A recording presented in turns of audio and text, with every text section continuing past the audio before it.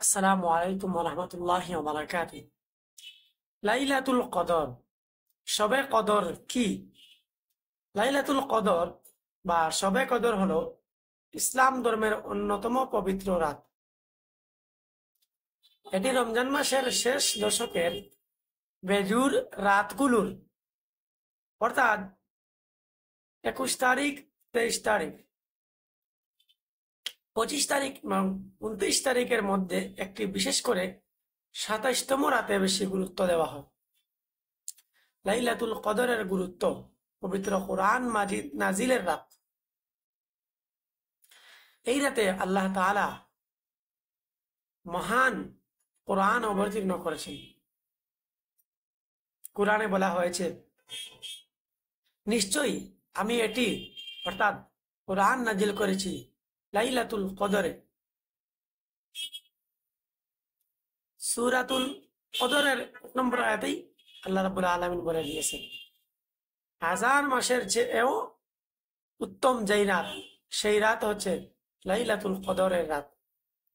এক রাতের ইবাদত 83 বছরের অর্থাৎ 1000 মাস ইবাদত করলে যে সওয়াব পাবেন, এক রাতে ইবাদত করলে সেই সওয়াব পাবেন।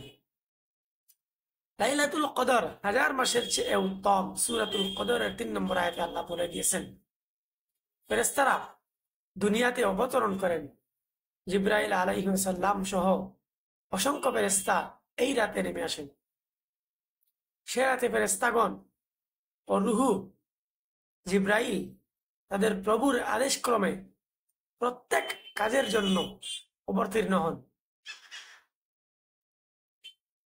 গুনাহ মাপের সুযোগ যেই রাত, সেই রাত হচ্ছে লাইলাতুল কদরের রাত। হাদিসে এসেছে, যে ব্যক্তি লাইলাতুল কদরের ইমানের সাথে সওয়াবের আশায় ইবাদত করবে, তার অতীতের সমস্ত গুনাহ মাফ করে দেওয়া হবে। লাইলাতুল কদরের করণীয় অর্থাৎ আপনি লাইলাতুল কদরে আপনি কি কি আমল করতে পারেন: নামাজ পড়া, নফল ও তাহাজ্জুদ নামাজ পড়া, কোরআন তেলাওয়াত করা যত বেশি সম্ভব, দোয়া ও ইস্তেগফার অর্থাৎ গুনাহ মাফ চাওয়া আল্লাহর কাছে, দুরূদ শরীফ পাঠ করা এবং নবীজির প্রতি সালাম পাঠানো, সুবহানাল্লাহ, আলহামদুলিল্লাহ, আল্লাহু আকবার, লা ইলাহা ইল্লাল্লাহ বলা, আর গরিব দুঃখীদের যথাসম্ভব অনুযায়ী সাহায্য করা। বিশেষ একটি দোয়া করে নিতে পারেন, আল্লাহুম্মা ইন্নাকা আফুউন